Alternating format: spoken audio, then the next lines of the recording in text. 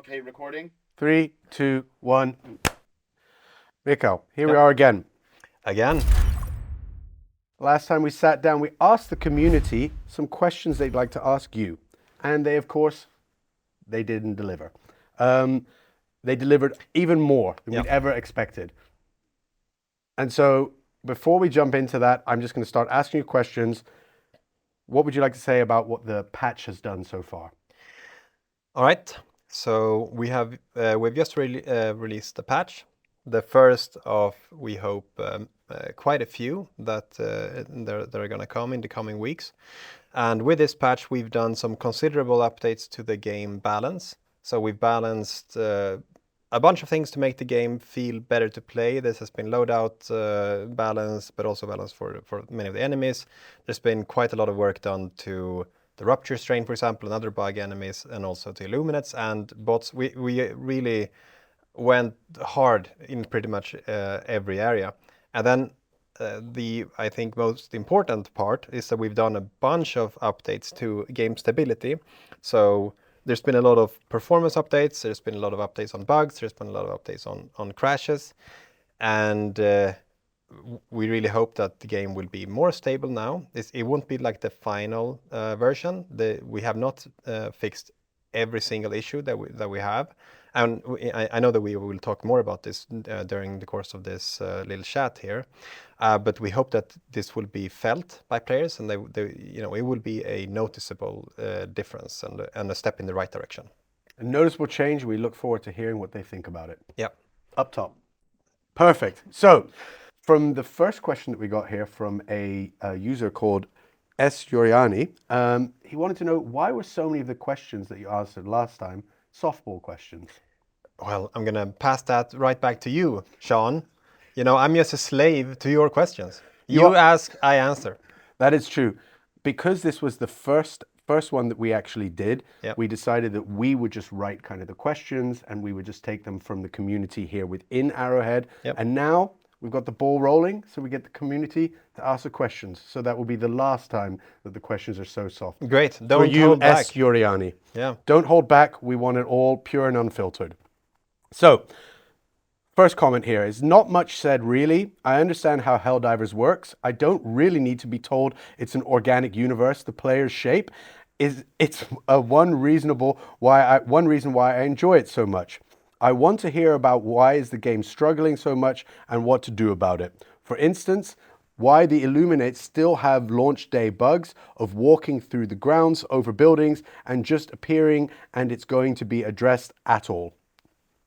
I think it's great that that players feel like they already understand what we're going for. That's a great sign. I'm happy to hear that.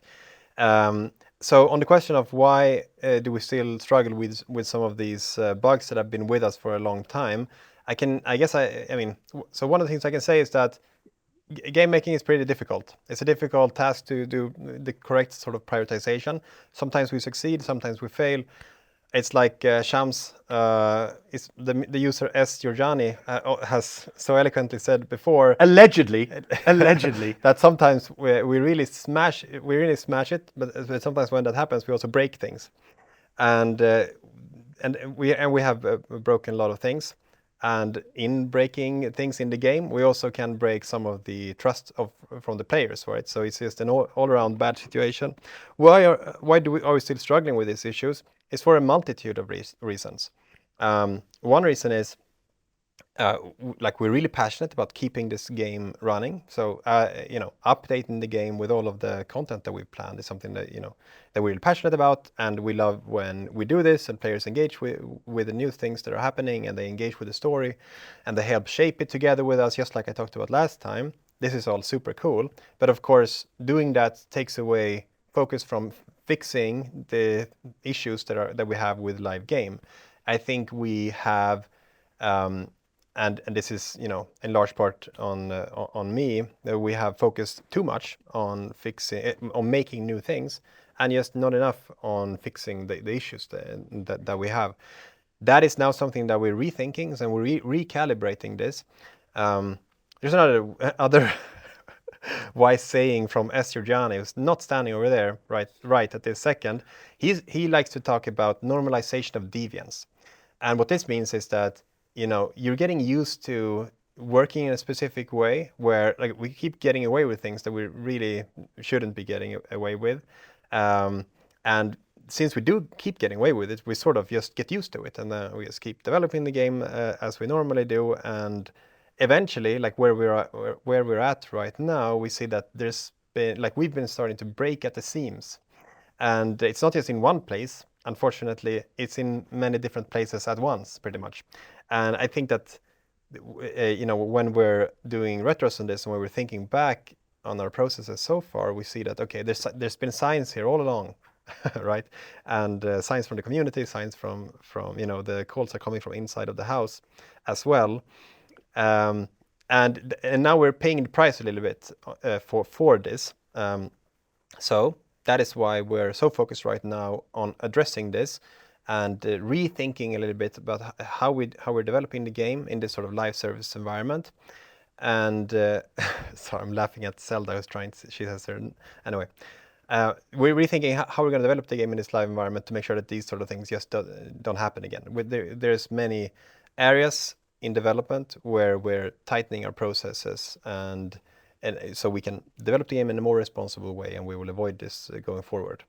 So hopefully the patch that has just been released is, you know, players will be able to agree that this is a step in the right direction for us, and we will reintroduce like the planned content updates that we already have.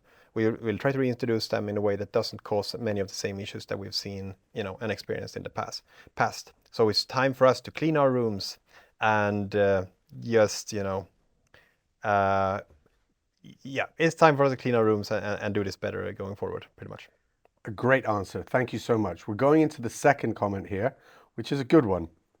I see a lot of comments saying this video or vid is addressing the issue. It's not.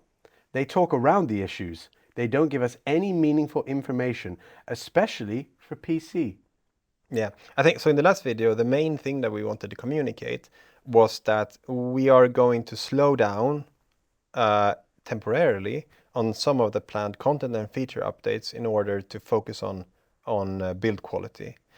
That is so that was the main message, and I do agree that many of the questions were a little bit too soft, you know, ball, and we could have just gone harder on these specific issues that we're having. But I hope that message came through, and I hope that that's now you know, something that you can experience in the game with the new patch. And for this time, I think let's just speak. That my goal with this little chat is to just speak very openly and transparently about where we're at right now and what sort of things we're thinking about and working through in order to get to a better place. And of course, everybody that's watching, this is a call to arms. More questions, bring them on. We're going to keep going. We're going to be here answering questions. Yep. Next one, the third one, is a long one. So bear with me right now as I try to go through this. It's gonna take. Do it. You take a sip of tea. I'll take a sip of tea. I will pat Zelda for good luck, and here we go. It's a neat Q&A. Nice to see the dev's perspective, but it feels like they just ...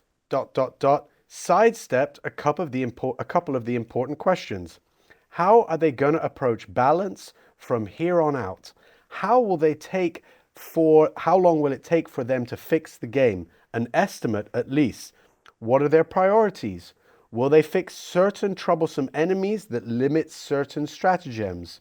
No disrespect, of course. It's cool to see them chatting and all, but again, it feels like they played it really safe with the questions. Was expecting more, you know? Yeah. Okay. Great question. Thanks. So there was a few things there. To start with the first one, how do we think about balance going forward? I think balance will be an ongoing discussion that will, I mean, when we keep adding things to the game, we keep adding enemies, we keep adding environments, we keep adding, you know, new kind of equipment and so forth. Players will react to this, and we will see what the outcomes are. We're always trying to stay true to our own intentions, and then we'll see. We're doing a lot of testing. We're doing a lot of you know, chatting with our players to see what they think, and it's like an ongoing conversation. With this patch that we just did, Lennart and Niklas are two like warriors of game balance. They've done a bunch of changes. I'm sure that some of this will make, like some of what we've done will make some players very happy. Others might not be as happy for other reasons, right? We'll see what the outcome is. I think we've done a big step in the right direction, but I do think that for this will be an ongoing sort of conversation, and we will have to see what our players think. But on the part about when will the game be fixed, or the question was something like that. I think so. I'll go back to something I talked about in the last video. There's a few different issues that we're struggling with, and the answer is different depending on what sort of issue we're talking about. When it comes to the crash rates, so crash rates, it's in the name. This is when you're playing the game and suddenly it crashes. There's been many players who've experienced this, me included. So why do we get these crash rates? Well, in this specific case, the reason for it is that we do extensive testing in-house and try to catch all of these instances, but sometimes they can slip through. So even one crash, like even one type of issue, or like let's say 1 to 5 maybe, that can be enough to really spike the crash rates for a lot of different players. And we have been unable to, in a good way, catch these crashes before they happen, and that's unacceptable. There's a few reasons for it. So even though we do extensive testing, it's just not on the scale of the full game with all of the players. So we're looking into doing closed beta testing with maybe up to 1,000 or more players, and this we think, and I think, will be enough to be able to catch these crashes. Because even if some crash has a 1 in 100 chance of happening, let's say, it just might be that we don't notice that when we're playing, even though we're doing our best. But if we get enough players, then all of a sudden these crashes can show their face, and it can be like, oh, this was actually I shouldn't say that. Okay, TLDR on this. We will in the short term, let's say, do better testing, and hopefully we can rely on closed beta testing to find these crashes and make sure that those type of things doesn't happen. Okay, and then there's another issue, bugs in general. So every live game will have many bugs, and these bugs can be mild annoyances all the way up into bugs that take you out from the experience and that really mess with your experience. And as I said, every live game have these bugs, and we're trying to work our way through this to get to a point where this doesn't distract from having a really good time when playing Helldivers. Currently, we're at the point where we have too many bugs and too many severe bugs, and we're really chugging through that. So this is more of a short to mid-term thing. Let's say we're talking months to address this, but every single patch that we'll do now, our goal is to decrease this bug backlog until the point where this does no longer distract from having a good time when playing the game. With the current update that we did, I know that we reduced the bug count by something like 200 bugs. Of course, that doesn't mean much for players who don't know how many bugs we have. Throwing out the number here, let's say we have something like 600 bugs and we address 200, so we're down by quite a significant amount. And we'll keep, and this is like on the severe bug front. So we keep chugging down there, and I think that players should notice a real difference with every new patch that we're doing. And we are going into, we're going now into a period, I was going to say this later, we're going into a period where our intention is to patch more often for a couple of months, to just keep chugging through these kinds of issues until we get to a better place. Okay, that was a long answer. Thirdly, there's another issue, which is performance, which I touched on last time. So performance, now when we're talking performance, we're talking about just frames per second and FPS like drops when playing in different environments against different enemies with different loadouts and so forth. And there's a wide variety of environments and enemies and so forth and missions in the game already, some of which are fairly performant, and others where you can see quite significant frame drops. So for example, we have our different city environments. So we have like super cities against bots, for example. That is like one of the worst offenders. So if you're playing in this environment right now, it's highly likely that you will experience significant frame drops that can have a negative effect on your playing experience.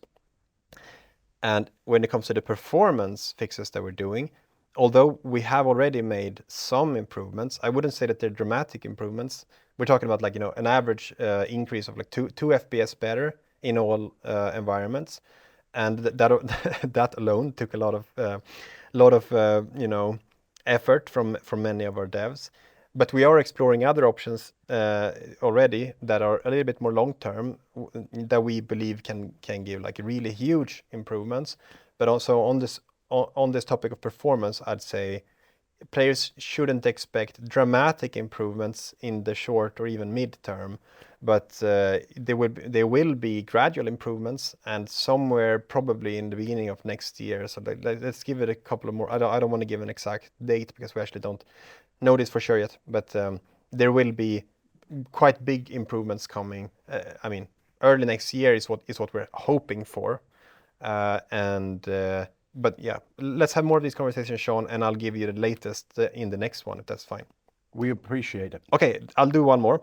Please keep going. Okay, then there's also, I don't think it was this question, but the one before was talking about, you know, PC issues. One thing that is a hot topic for our community and also a hot topic in-house as well is PC file size. So PC file size is, you know, it's unacceptably large right now, and our one of our our deputy tech director, Brandon, wrote a blog post about this, talking about like why it is so large in the first place. It's somewhere, you know, in the area of like 140 gigs, something like this. And it's weird because on Xbox, the file size is down to something like 30 something gigs. So like, how does that make sense? And I don't want to talk about too much of the technical details because I will get something wrong. But basically, we use a different method for PC because we're not optimizing for, but we are working with, well, I should say, the game should be playable and enjoyable, both with players who install it on mechanical hard drives and SSDs. And it's the mechanical hard drives bit that is a little bit tricky. There's some games that don't support this for this very reason, because you have to rely on like duplicating files and so forth. So we're exploring options. We're looking into if we can have different patches for players who have mechanical hard drives and players who install it on SSDs. And if so, we could, you know, theoretically slice the size in half. And I don't know. So this is, take it with a little bit of like a pinch of salt. We'll see exactly what happens. But there's real options here to do quite big improvements in like just reducing PC install size. And I'm sure that we'll get back with more information the next time we do one of these, but at least I want everyone to know that we're looking into it. And I agree that it's a little bit on the side of unacceptably large right now. Going to go to another question right here. Yep. Some people are reporting that anti-cheat in your game is messing up registry files on PC. Some users got bricked, corrupting their OS. Please address. Well, thanks for asking this question as well. When I heard about this, I freaked out a little bit, and I went to everyone who I trust, and I said, like, is there any truth to this? Can this actually even happen, right? And so far, there's no reason for us to believe that this has happened because of Helldivers. But we're looking into it, and we're really digging into this to see if there's any truth to this at all. That's what I can say.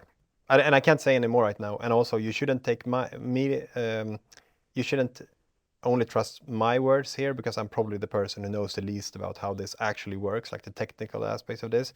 But I know we're looking into it, and so far we can't see any signs that it's because of our game. We've got a couple more before we go.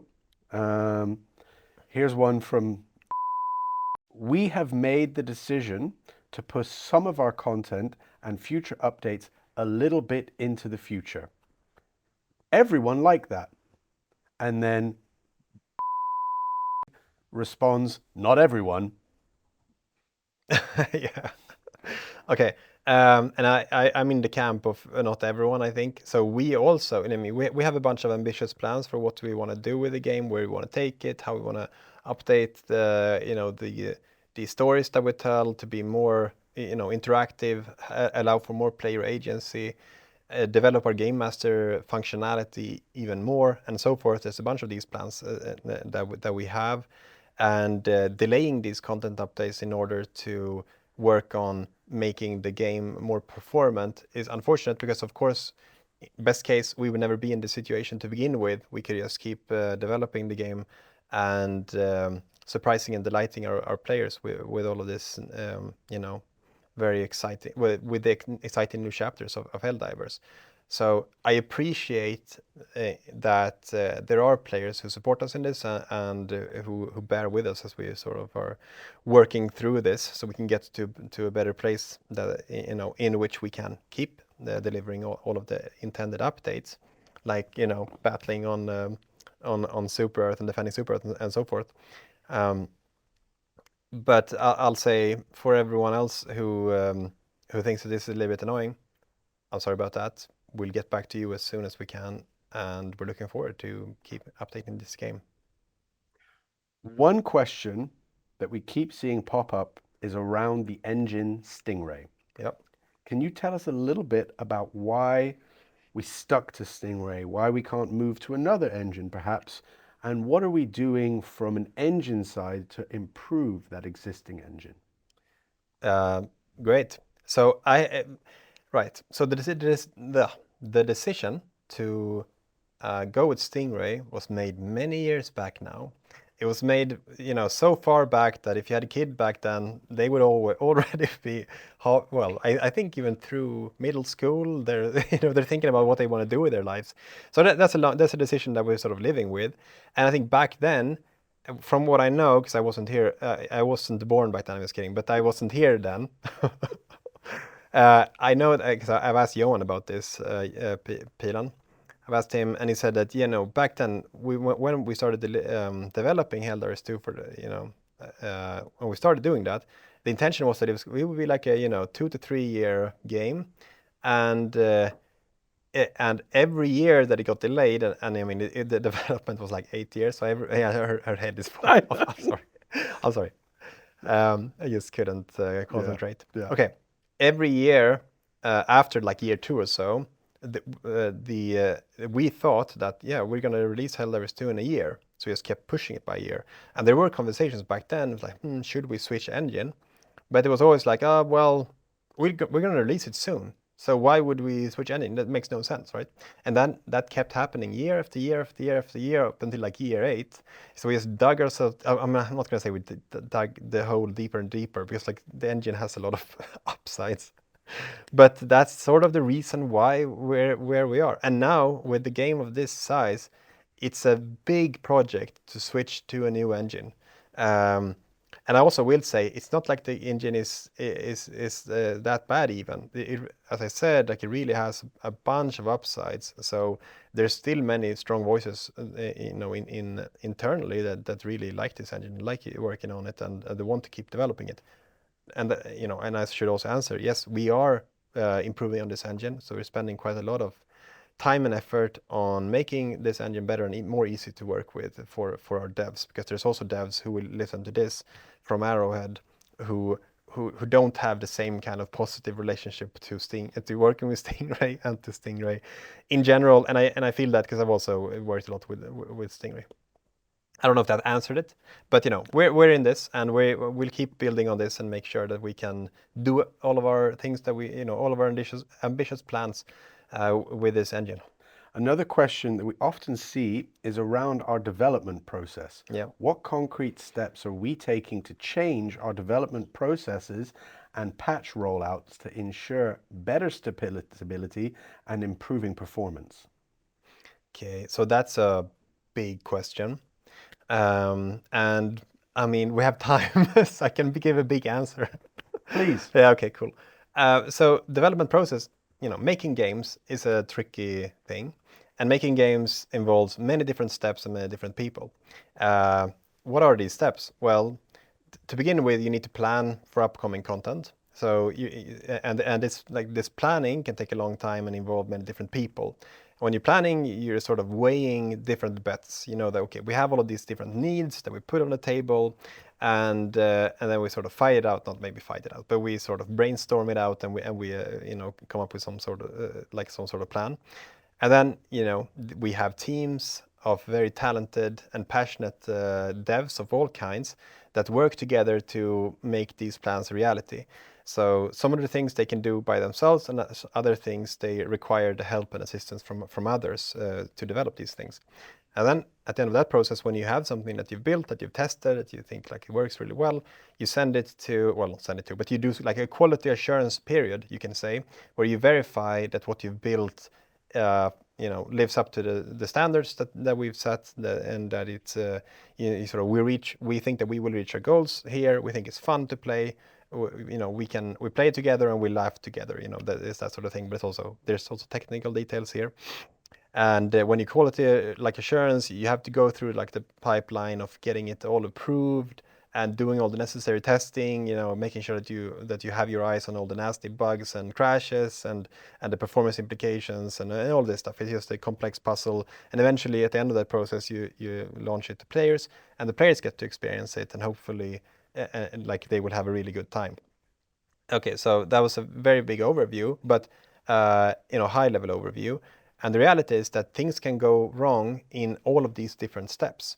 And I think that when we're talking about the normalization of deviance, as the user S. Giorgiani, correctly talked about, we've noticed looking into this that we are breaking at the seams in all these different places.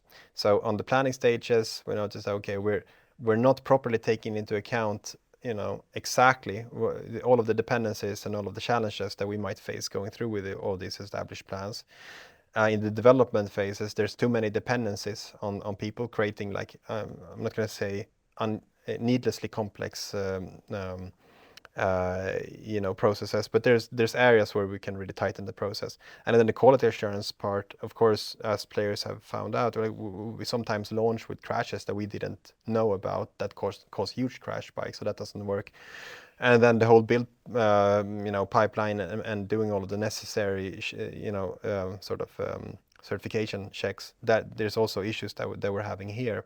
Even just making the builds, making sure that we do get the builds in time, is also something that we're struggling with. That is, for many reasons. So when we're talking about the process, okay, what's the TLDR of all of this stuff? Well, it is that we've been going in with a magnifying glass, everywhere, and we're asking ourselves, what is it that we're doing that is causing all of these problems, and what are the sort of most important areas that need real improvement, and as a consequence, we are slowing down a little bit just so that we can more clearly see where things are breaking, and hopefully when we've addressed that, we can make sure to find the right tempo that will allow us to be able to deliver content and features and experiences and stories to players in a way that doesn't cause these issues. Okay, so that was probably more complex than it needed to be, but the short answer is just that it's a little bit everywhere,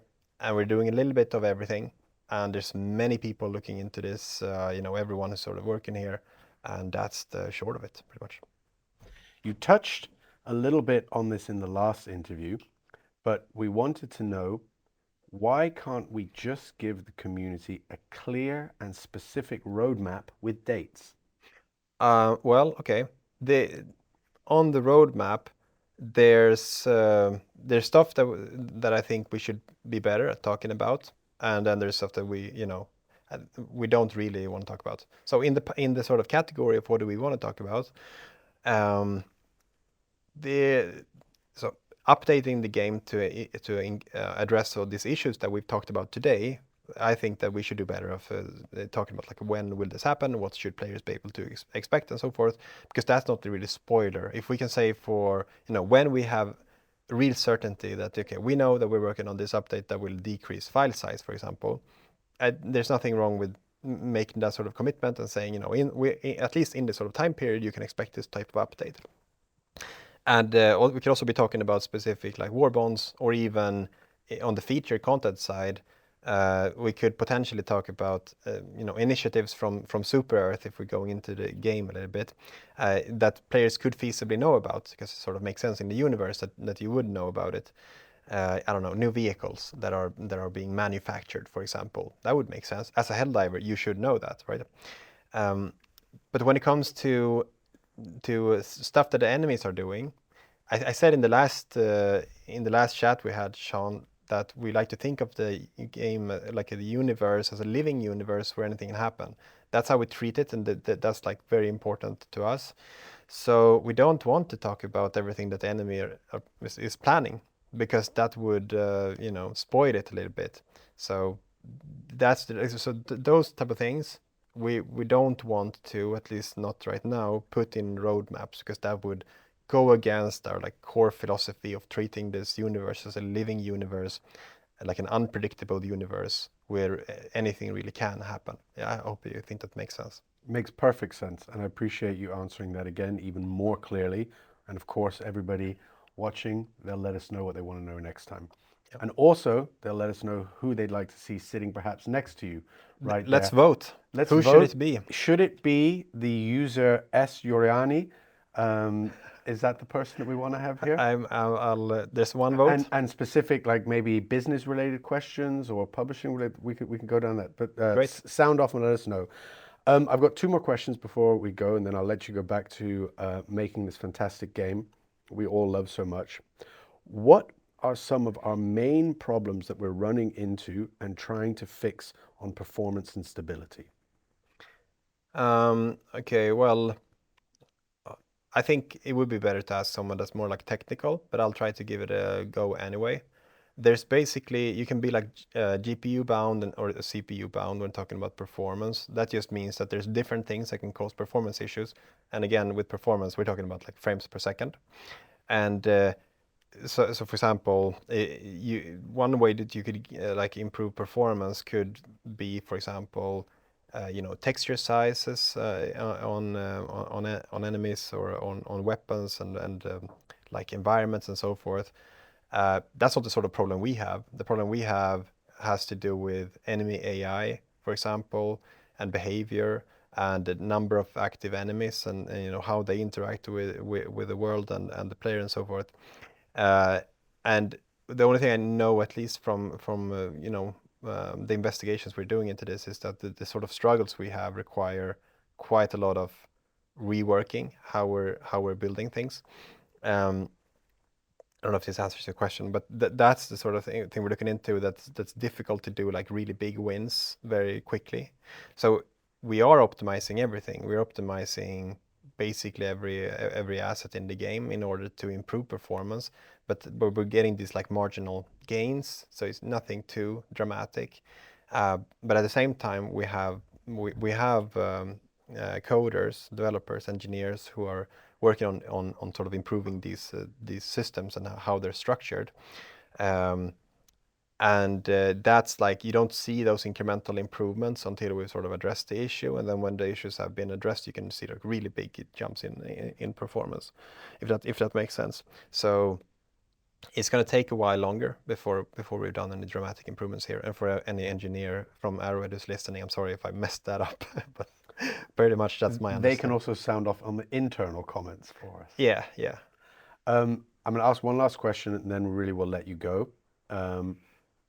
Looking at the patch cadence that we've got coming up, yep. How many patches do you think are going to be fixed, and when do we get to the point that patches start to include new features? Okay, great. So I touched on this a little bit, but I'll summarize again now. So with this patch that we just released, we now intend to go into a period of more rapid patching to address the issues that we feasibly can address in a short amount of time.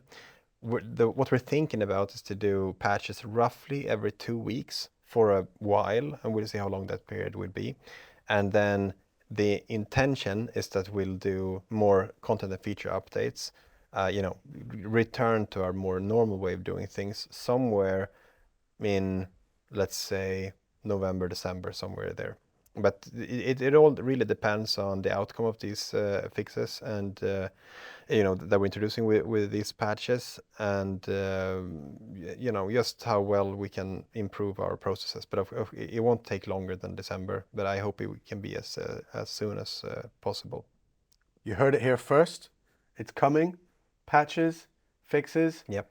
Time with Mika. Yep. You get to tell us who joins next time. Sound off for lots of questions. This has been fantastic. Thank you for being so transparent and answering all the questions from the community. Thank the community for all their questions, and looking forward to lots more. Up top. See you next time. See you next time.